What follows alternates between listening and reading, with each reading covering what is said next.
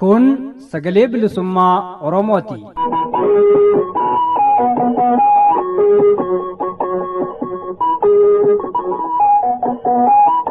Sagaleen bilisummaa Oromoo dambalii gabaabaa meetir baandii 19 kiiloo heerzii 15,420 irratti jimaataa fi dilbata galgala sa'aatii 8 hanga sa'aatii 8 walakkaatti afaan Oromootiin roobii ammoo galgala sa'aatii 8 hanga sa'aatii 9tti afaan Oromoo fi qophiilee dabarsuu amma jalqaba. Kun sagalee bilisummaa Oromooti.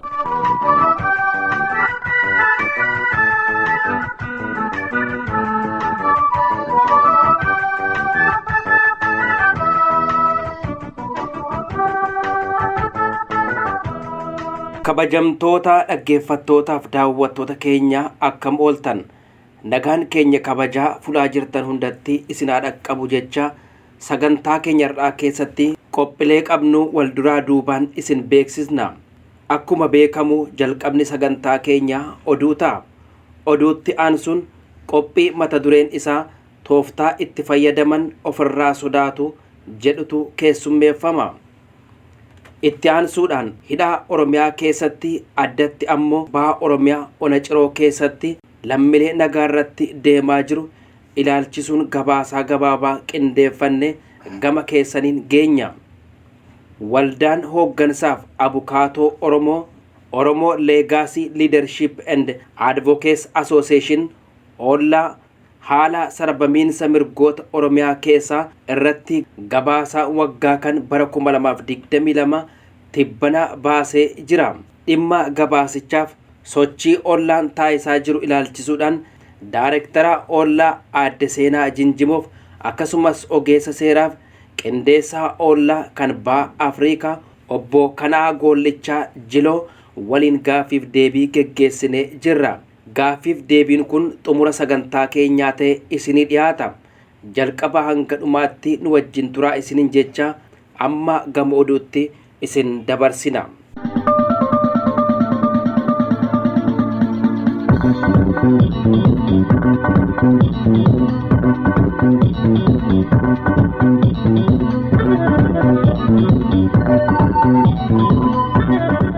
Akkam jirtan dhaggeeffattoota keenya oduu yeroo kanaa qabnu isin dhageechisnaa. Oduu yeroo kanaa kan isin dhageechisu ani Shumburaa Odaati. Sirni bilxiginnaa humna waraanaa, poolisii fi caasaa tikaa baay'isuu fi biyyoota akka Raashiyaa irraa meeshaalee waraanaa galchuun akka agarsiisatti dirreetti mul'ifachuun uummata sodaachisuuf yaaluun kufaatii sirnichaa kan hin hanqisne ta'uun ibsame.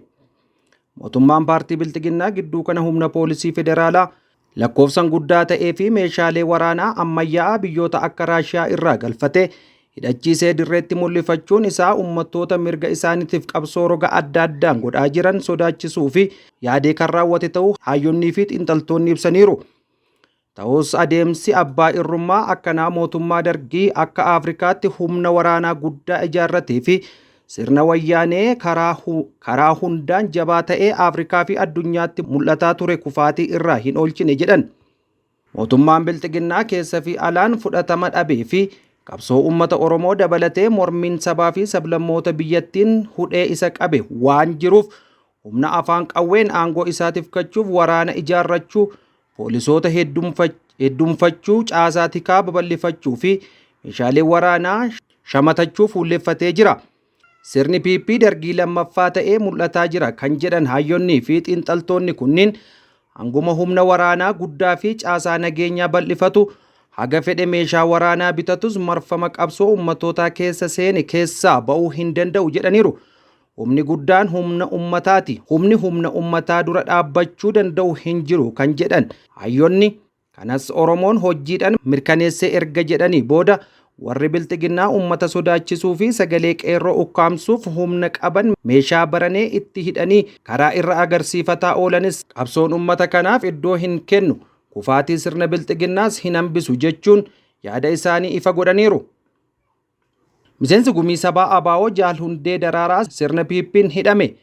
mootummaan paartii Bilxiginnaa miseensota adda bilisummaa Oromoo adamsee hidhuu kan itti fufe yoo ta'u, amajjii 19 kaleessa galgala lakkoofsa Itoophiyaatti sa'aatii tokko irratti miseensa gumii sabaa ABO Jaal Hundee Daraaraa mana isaatii qabuun hidhee jira.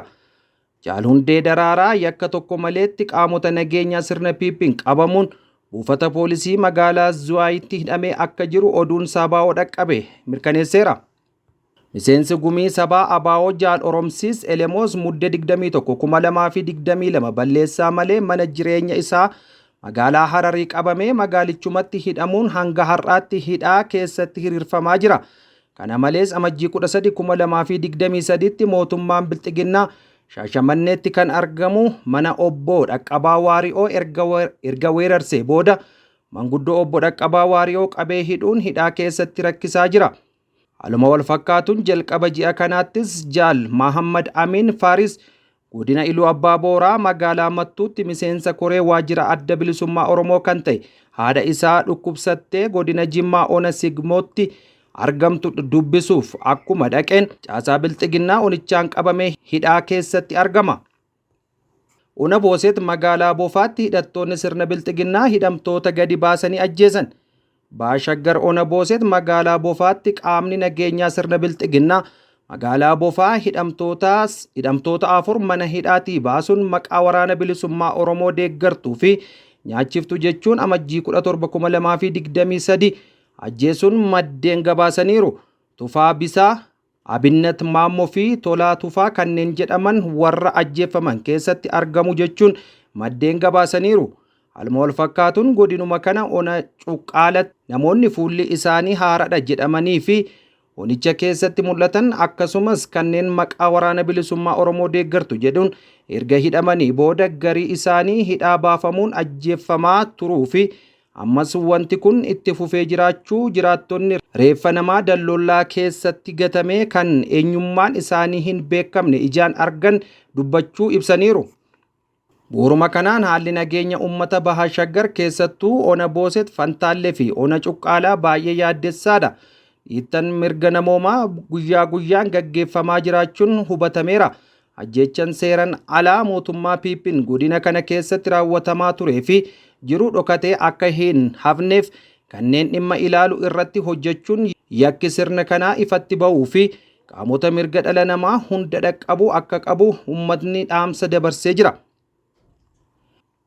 Itoophiyaatti hongeen daa'imman gara miliyoona 4 hanqina midhaan nyaataaf saaxilee jedha Save the Children. Itoophiyaatti ammas sababa hongeen daa'imman miliyoona 4tti siqan beela hamaaf saaxilamanii akka jiran jaarmiyaan daa'immanii idila addunyaa Save the Children jedhamu beeksiseera. Egaan kabajamtoota dhaggeeffattoota keenya oduun har'aaf qabannee dhiyaanne asuma irratti xumurree jirra. Qophiilee raadiyoo sagalee bilisummaa Oromoo hafan biroo waliin turtii gaarii isiniin jenna.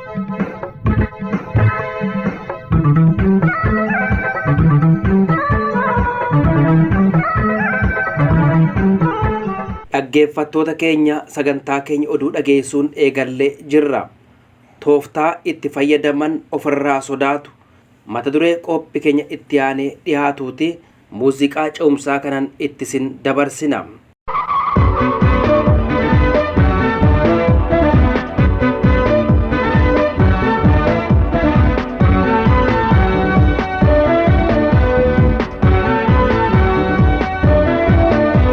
Tooftaa isaan fayyade ofirraa sodaatu. Murni Itoophiyaatti aangoo qabatan tooftaa ittiin aangoo argatan ofirraa sodaatu. Minilik aangoo irra osoo jiruu laamsha'ee du'e. Yeroo du'aaf dhiyaatutti ilma intala isaa akka ta'e Abeetoo Iyyaasuun akka aangoo isaa dhaalu murteesse. Ta'ullee Abeetoo Iyyaasuun waggaa 3 qofa aangoo irra ture. Tafarii Mokonnon Shiraan Iyyaasuu irratti duulee aangoo akaakayyuun isaa kennee fi du'e irraa isa fonqolchee mana hidhaatti darbe. Bara Xaaliyaaniin Empaayeraa Itoophiyaa weerarteetti Tafariin Abeetoo Iyyaasuu mana hidhaa keessatti ajjeesee maatii isaa fi aangawoota amanu fudhatee akka gara Ingilaanditti baqate seenaan ni dubbata. Waggoota 40 Empaayeratti kana bitee Tafariin yookaan maqaan mootummaa isaa Haile Sillaaseetiin kan beekamu fonqolcha keessootiin aangoo irraa kaafame. Koloneel Mangistuu Hayilamaariyaam qondaala waraanaa Hayila Sillaasee ture. Gaaffii ummatoota cunqurfamoo kata'e lafti qonnaan bulaaf ka jedhu baa Oromiyaatti ammoo addi bilisummaa Oromoo abbootii lafaa irratti tarkaanfii fudhatuun lafa ummataaf deebisuu yeroo eegalanitti mootiin paayiratti Raastafarii Mokonnoniin ajjeesuudhaan Koloneel Mangistuun aangoo dhuunfate. Koreewwan waraanaa keessaa ijaaramaniin aangoo waan qabateef maqaa mootummaa isaa Dargii moggaafate. Mangistuun fonqolcha keessootiin waan aangoo qabateef bara aangoo isaa guutuu fonqolcha keessoo sodaatee aanga'ootaa fi qondaalota waraana isaa fixaa ture. Tooftaa ofiitti fayyadamee aangoo qabate saniin ofiillee akka kufutti sodaata. Dhaabbilee siyaasaa hidhannoon isarratti qabsaa'an kan akka Adda Bilisummaa Oromoo OLF, Adda Bilisummaa Uummata Tigraay TPLF fi Adda Bilisummaa Uummata Eertiraa EPLF caalaa fonqolcha keessoo ofirraa sodaataa ture. Tooftaa inni ittiin aangoo qabate fayyadamee gareen biraas akka qindaa'ee sirnuma isa keessaa isa fonqolchee aangootti ba'utti sodaatee shororkaawaa ture. Shororkaa kanaanis jeneraalotaa fi koloneelota isaa jajjaboo ta'an hedduu ajjeese. Aanga'oota isaa baay'ee walitti dhiyaatuu fi waliin jiraatus shakkii fonqolcha keessootiin fixeera. Aanga'ootaa fi qondaalota waraanaa isa bira dabree hanga gaaddidduu isaa shakkutti ga'ee jedhamas.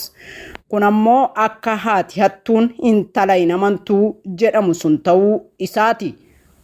Ofii sirna Hayila Sillaasee keessatti qondaalota waraanaa fi hoogganoota sirnichaa dhoksaadhaan ijaaree sirnuma isaa keessatti fonqolcha geggeessuun aangoo waan qabateef gareen biraatis sirna isaa keessaa gochuma kana akka isarratti raawwatan shakkee sodaataa ture. Ta'us boodarraa qindoomina dhaabbilee siyaasaa hidhannootiin isa lolaa turaniin aangoo irraa bu'ee biyyarraa baqate. Dhaabbileen Dargii kuffisan shira biyyoota dhiyaa fi isaan gidduutti ta'een kallattii adda addaatiin walirratti duulan. Shirri kun addatti Adda Bilisummaa Oromoo irratti fuulleffate. Adeemsa kana keessatti Addi Bilisummaa Uummata Tigraay aangoo impaayera Itoophiyaa dhuunfatee murnoota xixiqqoo 3 of jalatti bixxilee maqaa adda warraaqsa uummattoota Itoophiyaa Adwaa yookaan EPRDF-tiin waggoota 27f aangoo irra ture. Wayyaaneen dhaabbilee siyaasaa biraa waliin sirna Dargii humna waraanaatiin waan kuffiseef bara umurii isaa guutuu dhaabota hidhatanii isa lolan ofirraa sodaataa ture. Addatti ammoo dhaaba waliin lolee Dargii kuffise. Boodarra kan qabsoo riphee loltummaatiin bosonatti deebi'e Adda Bilisummaa Oromoo sodaataa ture. Haala kanaanis maqaa shororkeessummaa jedhu itti maxxansuun deeggartootaa fi miseensota isaa bakka maratti hidhaa, ajjeesaa fi saamaa ture. Lola qabsoo hidhannootiin waan Dargii kuffiseefis ofiis lola qabsoo hidhannoo kanaanis kufa jedhee wayyaaneen of sodaataa fi shororkaawaa ture. Biyyoota dhiyaa fi ollaa guuzaa kadhachuudhaan Adda Bilisummaa Oromoo irratti duulchisaa ture. Qondaalotaa fi miseensota waraanaa akkasumas kaabinootaa fi aanga'oota ilmaan Oromoo mootummaa isaa tajaajilan kana qaafeenyummaa isaatiif quuqamanis caasaa Adda Bilisummaa Oromooti jedhee sodaatee hidhaa, ajjeesaa fi hojii irraa ari'aa ture. Haala kanaan osoo jibbaatatti jiru Addi Bilisummaa Oromoo kan inni qabsoo hidhannootiin na kuffisa jedhee sodaatu sun uummata keessatti caasaa ijaaruun dargaggoota Oromoo itti gurmeessee karaa inni neengneen warraaqsa qeerroo bilisummaa Oromootiin sirnicha diigee Finfinnee keessaa caasaalee Maqaleetti galche. Ta'us murni wayyaaneen ittiin uummata Oromoo burjaajessitee sossobdee bituuf bixxillatte OPDO'n abbaan ishee wayyaaneen kufuu gaafa mirkaneeffattu malaan daftee gara warraaqsa qeerrootti of maktee aangoo abbaa ishee dhuunfatte. Abiy hoogganaa OPDO ta'uun muummicha ministeeraa ta'ee impaayera Itoophiyaa bulchuu itti fufe. Akkuma Dargiif wayyaanee Abiy Ahimedis tooftaa itti fayyadamee aangootti ba'e kana hunda caalaa ofirraa sodaata. warraaqsi qeerroo fi uummata bal'aa Oromoo sirna wayyaanee caasaa tikaa cimaa dippiloomaasii fi siyaasaan addunyaa kanarratti sirna jabaa jedhamu humna waraanaanis akka Afrikaatti lammaffaa ture sandiigee faffacaasee addunyaanu ajaa'ibsiifateera. Humna kanatti fayyadamee Abiyyi aangoo qabatus sochiin akkanaa akka deebi'ee hin geggeeffamneef halkanii fi guyyaa irratti hojjeta. Madda warraaqsa sanii ka ture manneen barnootaa sadarkaa lammaffaa fi dhaabbilee olaanoo irratti baajata guddaa baasee hojjeteera. Barattootatti maallaqa guddaa dhangalaasuun dhaabbilee barnootaa tikaa fi basaastotaan guuteera. Namoota uummata sochoosuu danda'an faayidaadhaan bitee kan bitamuu dide haala suukanneessaatiin ajjeesee akka barattoonniif dargaggoonni Oromoo hin ijaaramne godhaa tureera. Faallaa kana dargaggoota faayidaadhaan bitee ijaaree akka isaan ijaarsa mootummaan hin beekne basaasaa fi diigaa oolan godheera. Namoota uummata biratti dhageettii qaban kan uummata sochoosuu danda'anis of jala galchee sochiin uummataa akka hin ijaaramne taasisuu hojii isaa adda duree godhatee umrii aangoo isaaf waggoota 5 kana hojjetaa jira. Fincila barattootaa sochii uummataa fi warraaqsi qeerroo yoo jabaatee itti dho'e gonkumaa dura dhaabbachuu akka hin dandeenye Abiyyi tolchee beeka. Waraana bilisummaa Oromoo lolaatuma wiirtuu aangoo isaa irraa gad ittisaa akka uummanni hin ijaaramne ammoo halkaniif guyyaa irratti hojjechaa aangoo isaa dheereffachuu fedha. Ta'ullee hin milkaa'u. Sirnoonni dabranis waan isaan sodaataa turan hin hafneef kufaniituma badan. Sirni kunis ijibbaata carraaqaa oolullee kufaatiin isaa fagoo miti. Gama biraatiin uummanni keenya humna isaa wallaaluu hin qabu. Humni uummataa humna addunyaa kanarraa isa olaanaadha. Addatti ammoo uummanni guddaan akka Oromoo kun tokkummaadhaan ka'ee falmannaan humna dachii kanarraa kamuu jilbeenfachiisuu ni danda'a. Akkuma armaan olitti eerame Oromoon ammoo humna isaa addunyaatti argisiiseeras. Sirna siyaasaan waraanaan caasaa tikaa fi dippiloomaasiidhaan Afrikaa irraa sadarkaa duraa qabu EPRDF kan wayyaaneetiin durfamu sandiigee golatti rareera. Ammas tokkummaa fi ejjennoo isaa duraa saniin yoo ka'e Oromoon torbanoota muraasa keessatti murna bilxiginnaa kana qileetti gatuu akka danda'u shakkiin tokkollee hin jiru. Oromoon humna qabu beekee diina isaa cunqursaa jiru ofirraa dhabamsiisuu qaba. Bilisummaan isaa fi walabummaan biyya isaa harkuma isaa keessa jira. Kanaafuu waan harka isaa keessaa qabu qaama biraa irraa eeggachuu dhiisee irree tokkummaatiin fincilee biyya isaa keessa bilisummaadhaan jiraachuu fi hiree isaa murteeffachuu qaba.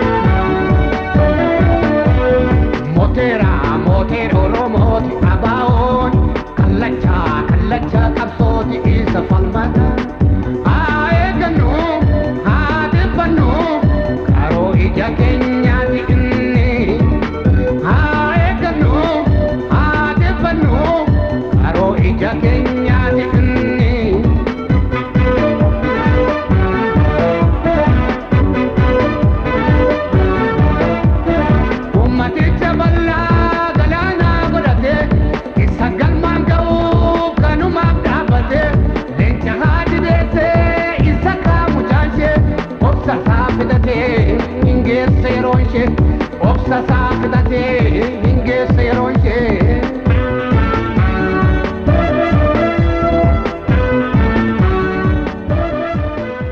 Dhaggeeffattootaaf daawwattoota keenya hidhaa Oromiyaa keessa deemaa jiru addatti baha Oromiyaa ona cirootti lammiilee nagaa irratti deemsisamaa jiru irratti gabaasaa gabaabaa qindeessinetti isin ceesisna.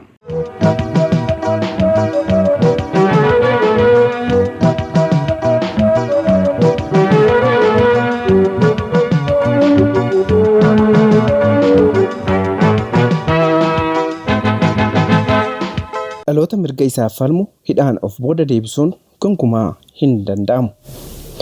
Yeroo ammaa mootummaan Abbaa Irree PP'n ilmaan Oromoo mirga isaaniif falman maqaa itti moggaasuun mana hidhaatti guuraa jira. Hidhuu fi ajjeesuun furmaata akka hin taane silaa lola kaaba biyyattiitti waggaa 2 oliif geggeesse irraa hubachuutu irra ture. Hidhaan lammiilee Tigraay irratti raawwatame qabsoo isaanii jabeesse malee guyyaa tokkoof akka hin laaffifne arguu caala wanni nama barsiisuu hin jiru ture. Garuu PP'n kanarraallee barachuu hin dandeenye. Yeroo amma Oromiyaa keessatti maqaa deeggartoota waraana bilisummaa Oromoo akka isaan yaamanitti shanee jedhuun Oromiyaa godinaalee adda addaa keessatti hidhaa fi hiraarsi mootummaa bilxiginnaan lammiilee irra gahuu jabaatee itti fufee jira. Keessumaa godinaalee waraanni bilisummaa Oromoo keessa socho'utti yakki hidhattoota mootummaan lammiilee siviilii yookiin meeshaa maleeyyii irratti raawwatamu akkaan hammaatee jira.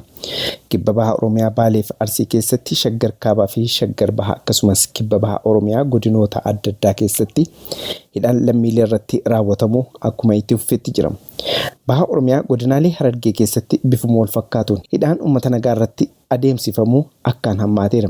Fakkeenyaaf tibba kana godina Harargee lixaa ona ciroo Araddaa Sheek Adam keessatti waraanni mootummaa PP lammiilee nagaa maqaa shanee nyaachiftan jedhuun hawaasa maqaa walga'iif walitti qabee dararuu maddeen sagalee bilisummaa Oromoo naannicharraa gabaasaniiru.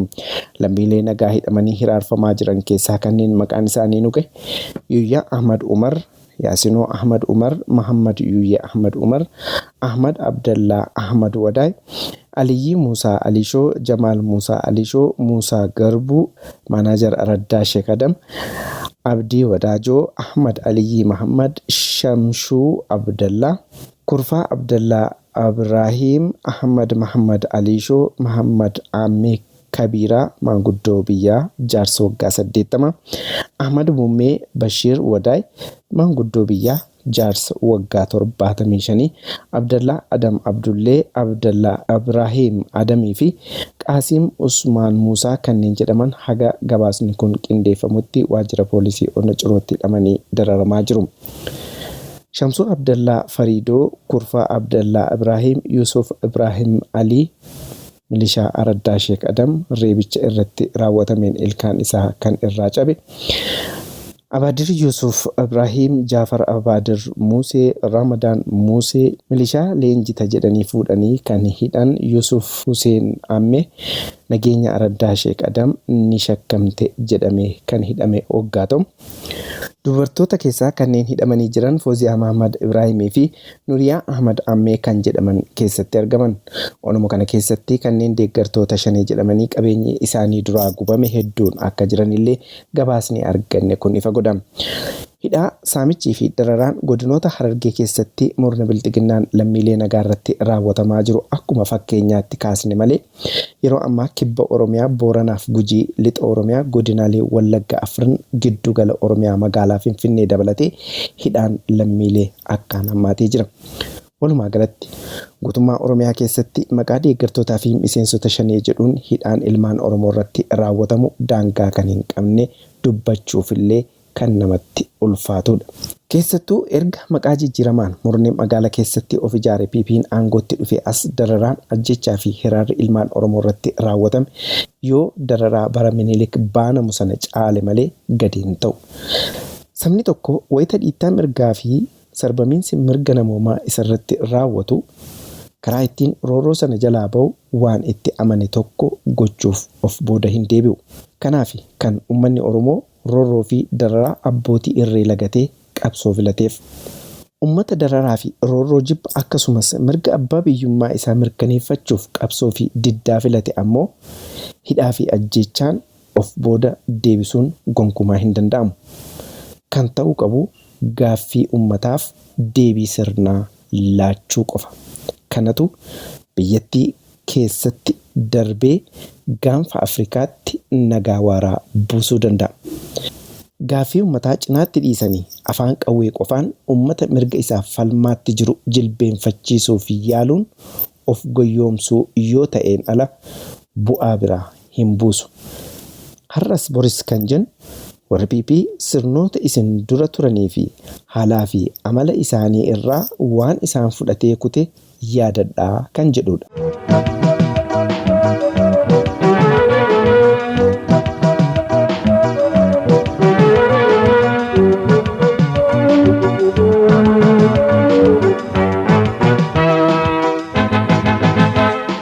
Hordoftoota keenya qophii keenya xumurarraa geenye jirra. Waldaan hooggansaaf abukaatoo Oromoo Legacy Leadership and Advocacy Association Olla haala sarbamiinsa mirgoota Oromiyaa keessaa irratti gabaasaa waggaa kan bara 2022 tibbana baasee jira. Dhimma gabaasichaaf sochii ollaan taasisaa jiru ilaalchisuudhaan Daayireektara Ollaa Adda Seenaa Jinjimoo akkasumas ogeessa seeraaf qindeessaa Ollaa kan baha Afrikaa obbo Kanaa Goollichaa Jiloo waliin gaaffiif deebii geggeessinee jirra. Kutaa jalqabaa kunooti.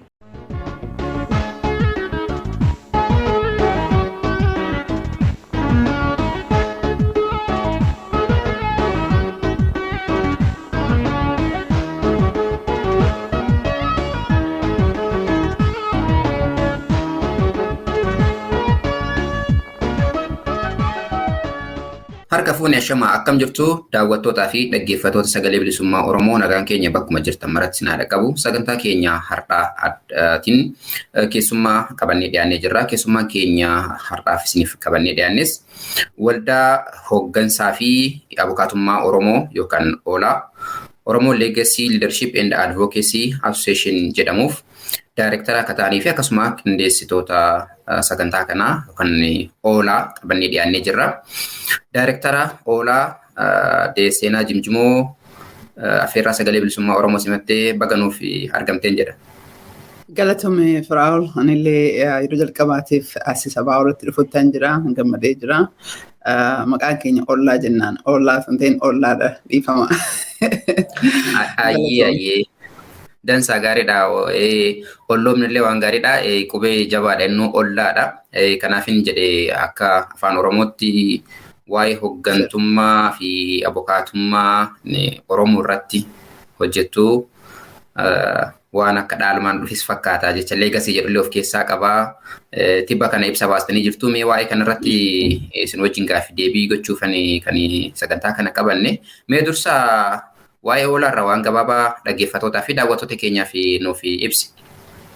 Yaa hayyee atiin akkuma ati jette maqaarraa jalqabnee jennaan qubeen laalaa lama waan qabduuf hin jabaataa Ollaadha. Maqaan isaa akkaataan itti dhufee jedhee bara 2016 bara 2015 dhumarrattuu yaadatu taate hiriira lammataa Oromiyaa keessatti jalqabee jedhee bara 2016 jalqaba irratti ammoo Koongiresii Ameerikaa wajjin jalqabne jechuudha. Oromoo community walitti finnee community hedduu turanii hiriira jalqabaa ka hedduu sagalee Oromoo addunyaa irratti beeksisan ka bara 2016 Apriilii 4 guyyaa 19 guyyaa 20 aanu immoo Koongiresiin resoluutiona waa'ee Itoophiyaa keessa jiru keessattuu walitti qabatansa Oromoo irratti baasee jedhee maqaa gaafa sanii Global Coalition jenneef waamnaa turre bara 2019 maqaa keenya jijjiirree karaa dhumarratti legally ka waraqaarra oolee Ollaanii Oromoo Legacy Leadership and Advocacy. Legacy wanta hambistuu ati yoo duutee booda leadership immoo dargaggoota lafaa dhufaa jirtu bulchiinsa adda addaa irratti barumsa irratti ta'a saayinsii irratti ta'a polotikaa irratti ta'a. Kun ammoo advocacyidha. Advocacy wanti nu goonu biyya alaa kana teennee uummata keenyaaf gumaachuu wanti nu dandeenyu tokko jiraate sagalee jaraaf ta'uu ta'uudha. Maqaan kun yoo dhugaasitti dubbadhee jedhee waa'ee Yoo dhiifama addaan si kute dhiifama addaan si kute keessummaan tokko seenaa jira baha Afrikaa irraa akkasuma qindeessa ollaati. Tarii rakkoo neetworkii isaan rakkisaa jira dhaggeeffattootaa fi daawwattoota keenyaan wal barsiisee garasitti deebi'a dhiifama addaan si kutuu kan kooteni. Yoo yaashaba baga nagaan dhufte mee maqaa kan keetii fi gaafatama qabdu dhaggeeffattoota keenyaaf nuuf himi maayikii ofirraa mute ka jedhu ofirraa baniiti. Yes, maqaan kee kana Gollicha jedhama. Ani director ollaa waa'ee barumsa irratti directordha. Kan biraas immoo advocacy waa'ee mirga namaa irratti baay'ee research naannoo Itoophiyaa irratti waa'ee mirga namaa irratti dalaga. Yes, kan biraas immoo lawyer Keenyaati. Gaafa Afrikaan jiraadha. Thank you. Fayyaa ta'ee galatoomii ulfaadhu walitti deebina dhaggeeffattootaa wal baree jira. Seenaa amma mee waa'ee olarraa nuuf himi keessummaa keenya simachuufan jidduun adda si kutee nuuf golchi dhaggeeffattoota keenya sinillee nuuf golchaa. Lakki rakkoon hin jiru galatoomii Firaa'ol ani iyyuu waa'ee lakki jechuu fi kabraallee gaafa Afrikaa irraa yoo danda'ee haalli intarneetii fi telefoona mijaahee jedhee jarris jooyin nu godhu haasama keessa jechuudha. Gabaabinatti yoo jedhee ollaa jechuudha. Ollaa of qofatu hin ta'in uummata ollaa fi yaada Oromooni uummata ammataa waan ta'eefi kara guddifachaa waan adda addaatiin uummanni Oromoo ofirraa nama baasoo ta'uun ofitti nama guuree jira. Kanarraa dhufnee jennee mi'aasumatti hin gabaabseetiin waa'ee kiyyaa kaanaan nama seera baratee intarneetiin isaa xiqqoo rakkoo qaba akkuma agarru kana bakka isaa bubu'een dubbadhee jira. Himans of Oromiyaa irratti ammoo bara 2020 publication keenya kan bara 2022 waggaa hadhaa jechuudha kan guutumaan guutuutti harka dhibbatti barreessee qindaa'esse jedhee keessaa dura bu'iinsa inoosa waan ta'eef even though amma educationatti fookasaa godhu malee waa'ee kanarratti sirriitti beeka jechuu barbaadeetiin. Fayyaa ta'ee ulfaadhu galatoome waa'ee olaa erga mana nu ibsite mee garuma waa'ee ijoo marii keenya har'aatti dabarra. Mariin keenya har'aa gabaasaa waggaa annual report isaa kan bara 2022 tibbanaa jaarmeen keessan baasa irratti fuulleffata. Mata duree marraa eegallee qabiyyee isaatti haa jeenume Humans of Oromiyaa jedha. Qabiyyee isaatti donceen mata duree kana akkamittiin filattanii mee kanumaan haa eegallu sana booda qabiyyeen isaa hoo cuunfaan isaa maal fakkaata?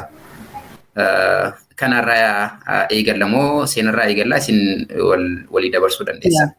Ani mata dureerra nan dubbadha. Kaanaan ammoo keessarraa hin dubbatee jira akka abbaa hayyuu seeraa tokkotti jechuudha.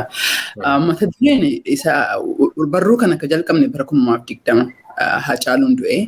Sababaan isaa ammoo nama 10tu du'e, nama 20 du'e yoo jettu statistikii ta'a akka mammaaksa Ameerikaa jedhu tokko du'uun waan guddaadha. Kumni du'uun ammoo lakkoofsaa jedha. Sigalee statistikiidha. Hoo kumni du'e is just lakkoofsa. Nama 10 du'e jechuun lakkoofsa. Namni 100 du'e jechuun lakkoofsa. Garuu tokko yoo du'e isa seenaadha. So kanaafiyyuu akkamitti yoo maal goone namoota 100 du'aa jiran bara 2020 yaadatu taate namni keenya bakka mara irratti du'aa ture. Baadiyyaa kaabaa kibbaa jiddu galeessatti du'aa ture. Ammallee du'aatumaan jira. Koo wanna kana lakkoofsarraa gara namaatti akkamitti jijjiirraa? Because namni 10 yoo du'u ru'ii 10 qofa miti.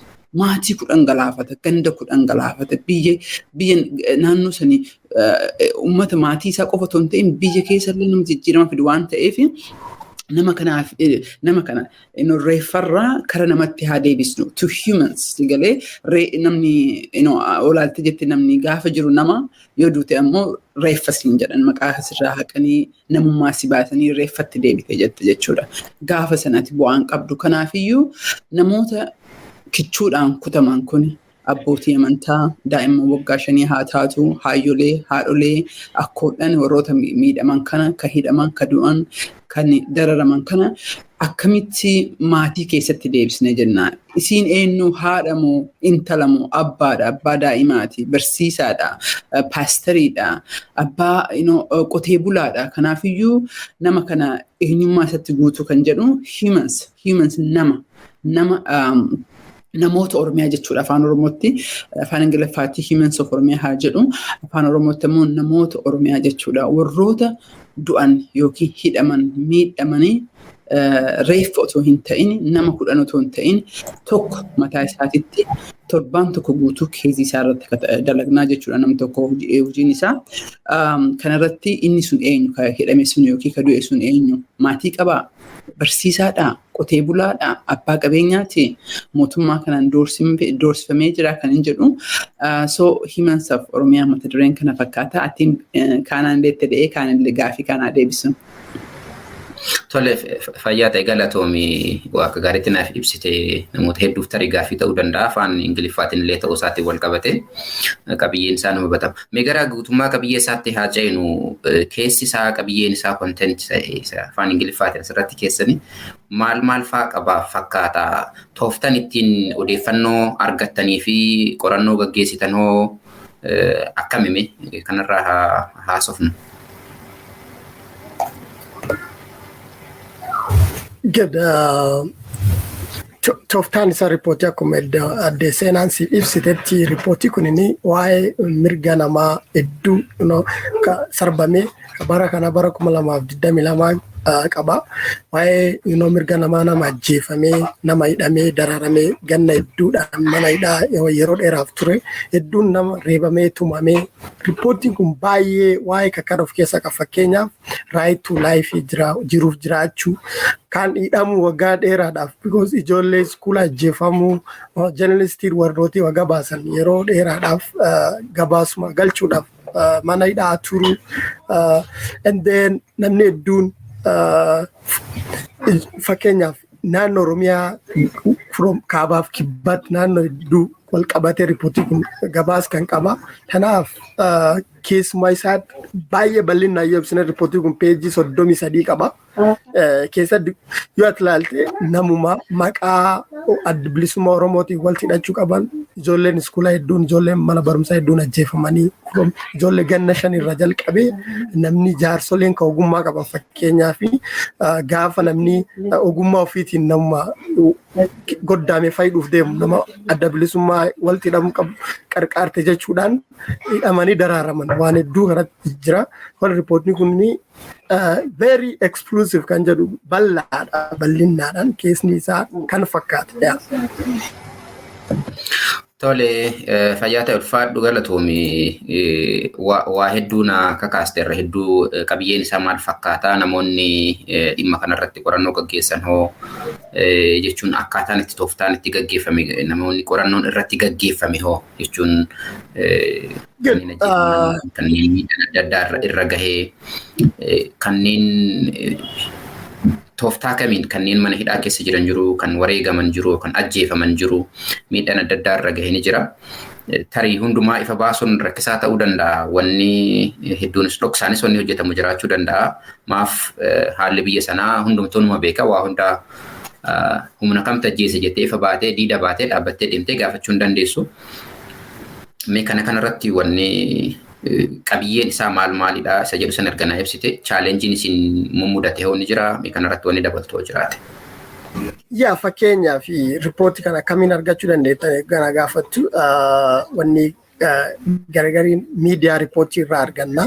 Miidiyaa riipootii irraa gaafamu namni tokko reebame yookaan hidhameetu ni bilbilaa iddoos ni bilbilee maatii irraa qulqulleeffannaa. Riipootii online publish godhu kun riipootii baay'ee qoratame malee akkasitti yeroo hin maxxanfamu baay'ee qulqulleeffannee dhugummaa isirra dhaqqabnee fakkeenyaa fi miidiyaan Oromoo Oromiyaa 11 isanis jecha baay'ee sarbumaa mirga namaa gabaastanii waggaa isan gabaastan nu ammoo diitaliidhaan bilbilee maatii gaafannaa. Tokkoon tokkoon yoo ijoollee Oromoo achi keessa jiran irraa qulqulleeffachaa warroota dhala mirga namaatiif falman irraa gabaasa arganna. Kanarraa rakkoon guddoon nu arganne naannoo Oromiyaa keessaa fakkeenyaaf naannoo Qeellam Wallaggaa networkiin hin jiru yeroo hedduudhaaf intarneetiin hin jiru bilbillis hin deemu chaalenjii garaagaraa kan argachaa turre yeroo ammoo riipootiis kan qulqulleeffama hin qabne kan sobaaf ergama laaltee qulqulleeffattee deebista chaalenjii akkanaa kan argachaa turre. Seenaa waan itti dabaltu yoo jiraate. Yaa anillee gati dabalusa irratti galatoomii jedhee Firaa'ol. Sometimes akkuma amma kaanaan jedhee neetworkiin hin jiru. Sometimes amma fakkeenyaaf karaa kibba Oromiyaa Gujii keessa Booran keessa naannoo adda addaa dhageettee hin dhaggeettu information maan iyyuu hin jiru. I think reportii bara kanaa otoo hin ta'in bardeen gaddaa irratti kabaasni ni yaadadha. Keezii tokko ijoollee lama mootummaan execute godhee ajjeesee jedhe jechuudha. Yaada namni kenna namni Oromoon yaada kanatti fakkaata Gujii keessatti ji'a meeqa nutti fudhate keezii isaan adda baafachuu dadhabne. Sometimes ajjechaan hamaan suukkaneessaa yoo ta'u viidiyoo irratti si galee warra mootummaan waraana mootummaatiin yuunifoormii uffatee sagaleedhaan ajjeesee akkana godhe jedhaa otoo dubbata hojii agarru garuu information sana immoo sometimes uummanni naannoo sanii hin baasu karaa kaaniin immoo mootummaan uummata waan akka malee sodaachisee jiruu fi uummanni hin dubbachuun barbaadu waa'ee kanarratti sunni kan duratti hin jedhe kabara 2021 bara 2022 akka ta'e keessaa tokko maatii dubbisnee maatiin nu gahee amma booda jastasiin barbaannu nu dhiisaa jiraachuu barbaannaa jedhani. So duuba qo'annee gaafannee jennu mootummaan sodaa guddaa waa irra jiruu fi ilma du'e otoo hin ta'in abbaa fi obboleessi illee itti eda'amtanii waan jedhu fakkaataa sodaa guddaa. So rakkoon ni jira sigalee gara guddaa naannoo amma duratti siin jedhe irratti information iyyuu argachuun rakkoodha sababaa neetworkiitiin. Kun ammoo nama baratee waan hin qabneef namni waa'ee jaraa dubbatu quba qabu hin jiru. Kun ammoo lubbuu isaatiif sodaateetiin harki guddaanii indi asin bahan jechuudha. Riippoortii garii kaati jette ammoo ka keessaan gabaasuu dhabnee paablikii asin baasnu garuu boodanii dubbannaa ka mootummaa adda addaan wajji dalagnu ka keessaan kenninu ni jira maqootii fi kontaaktii telefoonaa haala adda addaa mijeessinee ka jennu ni jira. So I think information Oromiyaa keessaa argachuun akka ani yoo dubbadhu yeroo baay'ee I think kaanaan akkuma dubbate gaanfa Afrikaa keessa jira. Humans of Oromiyaa bara 2021 keessatti gahee olaanaa qabaasa irratti hangam chaalenjii akka ta'e information Oromiyaa keessa argachuu jechuun akkuma nama daayimandii hin beektaamti daayimandii mootummaan yookiin abbootiin qabeenyaa kun yoo qotanii it is very expensive, it is very hard work. So humans of Oromiyaan illee akka daayimandii maayiniingiidha nutti fakkaataan.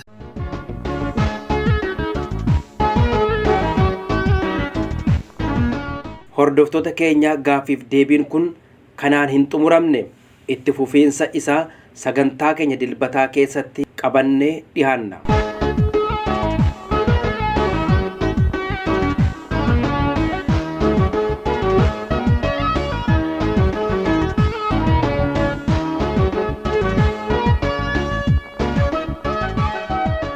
Egaan hordoftoota keenya sagantaa keenyarraa kanumarratti raawwatee jira. Waan sagantaa keenya hordoftaniif galataa argadhaa jecha sagantaa itti aanuun hanga walitti deebinutti nagaan nuuf tura. Injifannoon uummata Oromoof.